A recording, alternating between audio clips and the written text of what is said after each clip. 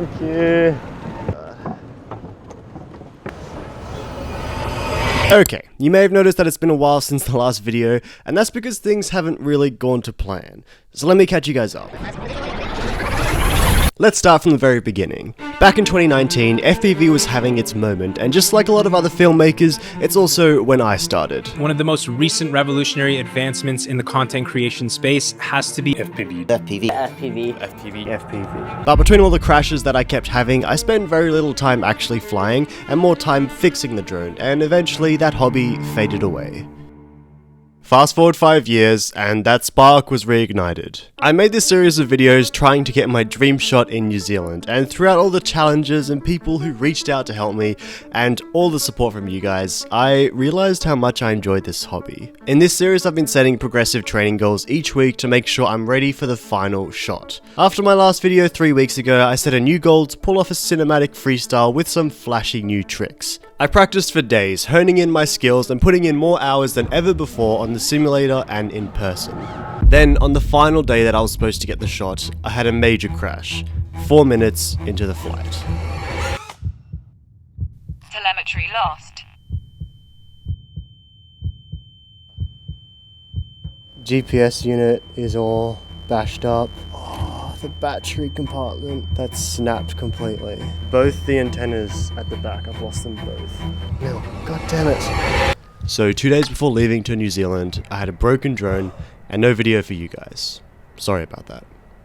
But I didn't have time to waste. The next day I called around to FPV shops for parts and travelled all across Sydney collecting the pieces I needed to repair the drone. That wasn't the only issue. See, I needed to do the repairs myself since I had no time to have it repaired by a professional. So I bought a soldering iron, watched an endless amount of YouTube videos, and piece by piece I repaired all the broken parts until finally the drone was operational.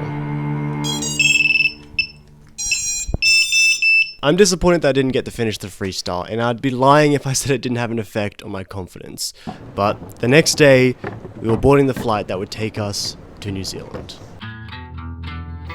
Okay, so we're just about to go past the security, and that part is the one that I'm nervous about because we've got a lot of suspicious looking batteries, and I've heard a lot of people lose their LiPo batteries at customs. Let's hope we don't, because I don't know how easy it would be to buy LiPo batteries in New Zealand. I also don't want to. Just let you know, these are drone batteries. It's a race drone.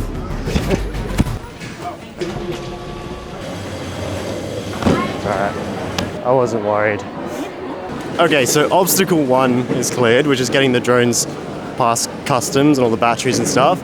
Obstacle 2, once we get to New Zealand, is whether we can actually hire a car or not. See, to get this shot, we need to go to Coromandel. It's actually on the other side of New Zealand, about a 3-hour drive away, and the plan was to get there by hiring a car. However, I made a mistake and I only brought my digital license on my phone instead of my physical license, and I wasn't sure if they were going to accept this. If we can't book a car, then I think the Uber is like $200 to $300 one way. So I don't know.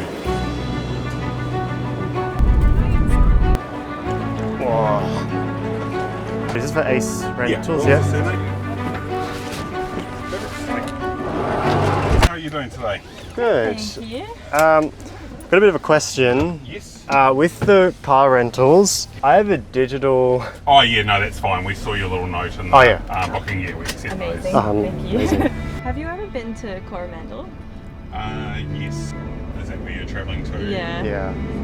We're not staying there. We're just going to visit Cathedral Cove. Oh, okay. Just hoping to get like a cool shot there or something. Yeah, you won't be able to go through the cathedral because the cyclone did damage the roof, so they've closed it off because rocks can fall there. But you can still stand on the outside and get that sort of photo through the.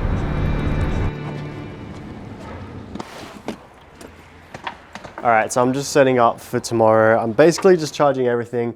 It's a little bit overkill. I've got all the LiPo batteries. So these are the FPV drone. I've got all these batteries, which are for the Avada, the original drone that we were using. Camera batteries, light. Got the drone, which is all repaired from all of last week's issues with it. And then in this room over here, we're just spending a few hours charging the batteries up so they're ready to go. I'm pretty pumped for tomorrow. Like, this is gonna be a crazy shot.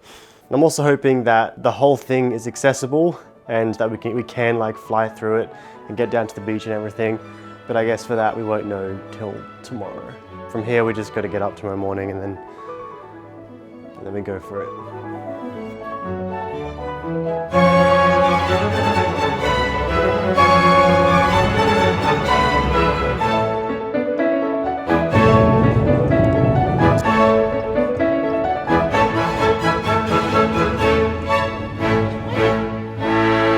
Cathedral Cove beach access track is closed until further notice due to structural damage.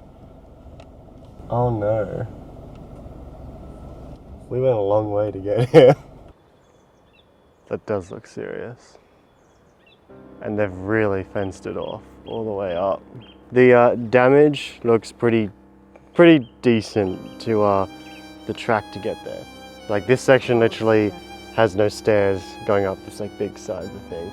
And then that's just a rock fall. Like, I feel like if we get over the fence, that's actually the easiest part. Is that the tunnel thing that you're supposed to fly through? No, that's not it. Oh shoot. Oh my god. Oh. So that is the tunnel we're supposed to fly through, apparently. But I wanted to see it for myself and see if there was a shot possible there. So I called up local boat companies, hoping to find an alternative way to get to the beach. Hi, I'm just wondering if you still have tours going to the Cathedral Cove? Unfortunately not operating today, just because there's too much swell on Hahe Beach. Hi, I'm just wondering if you do a taxi service to like Cathedral Cove? No, sorry. Any chance you know how to get there, other because the track's closed and the taxi service doesn't operate? Yeah, no, there isn't really. Only the kayak tours, maybe. If you take a kayak tours, they stop at the beach if the conditions are okay. He said, I'm not sure if you heard, he said the only option is potentially a kayak. I don't know how I feel. I waited around to see if eventually the water taxi would show up, and it never did. So as a last effort, I started asking around to local businesses, hoping to find some answers. And it was after going to a scuba diving shop did I realize how we were going to do this. Sorry, I just had a bit of a question. Is there any way to actually get to Cathedral Cove? Like any like tours or anything, do you know? Some people are just walking down there anyway, but... Oh, they are? Oh. Yeah. Okay. Alright, we're back. This time, maybe to do it. There's a lot more people now. Alright, let's break the law. Alright, and we're through for now. So unless it gets to a point where it's like really dangerous and we can't get through, well, guess we'll just keep going.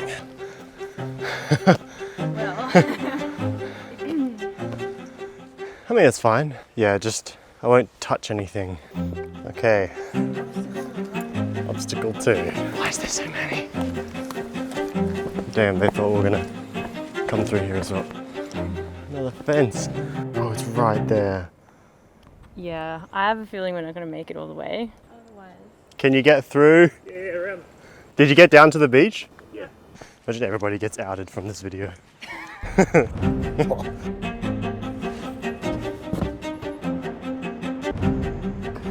Shoot, this is so slippery. That's the bad part there. Which means... Maybe... Oh, that's the beach! Oh!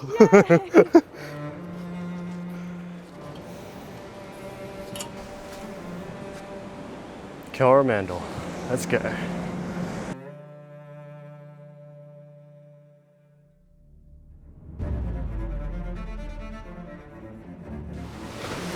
So one of the places that I called this morning said that the swell is high this morning, and I can tell that is the case because if you have a look here, the water is coming into the cave. On the pictures and everything, this cave is like sand. Like you're supposed to be able to walk through it. Yeah. Oh, but you cannot. the tide's coming in until about 11:52, and then it will start going out. We didn't come this far to only come this far. Let's do a service check, I reckon. So a service check is to see how much reception you get in the area that you're flying. So I took the drone up and started flying around to get an idea of where we could fly it here. I quickly realized that the side of the cave I was on was fine, but the other side of the cave, not so much. The entire other half of this dream shot basically has to be ruled out. Can't get to the other side. The thing with these drones is that you need line of sight to the drone to be able to control it. And things like rock, like we experienced when we were doing the mountain surfing, completely block out the signals. That idea of mountain surfing and then coming in, we're just gonna have to let go of because it's just not gonna happen. This was actually something that in week 3 of this whole challenge, I was told might be a problem. And the way I was going to tackle it was to be inside the cave. But because of the tide coming in, even that solution wasn't going to work. So I adjusted the dream shot. There's a very limited section on the other side of the cave where I can have line of sight. And this is where I'm going to have to stay. So the tide goes in from this point onwards. So the longer I wait to get the shot, the worse it's going to be. The months of training has come down to a compromised shot. Let's go. I went for the shot, but with the stress of the tide coming in and just the lead up of all of this, I wasn't paying attention to how I was holding the drone.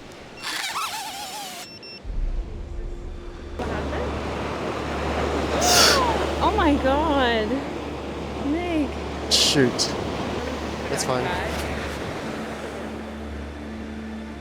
Shoot. Okay, no, it's okay. Oh, frick. I think I cut my nail because it started bleeding like... Oh, yeah.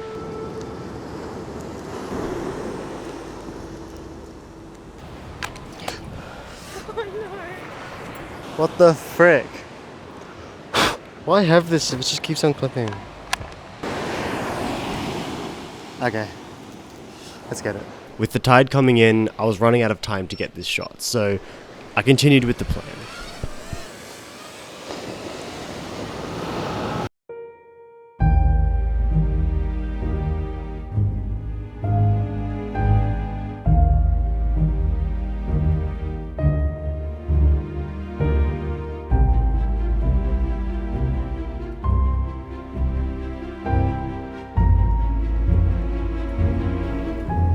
I'm pretty happy with that.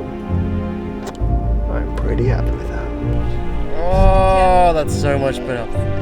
That's a mad shot. Alright, okay.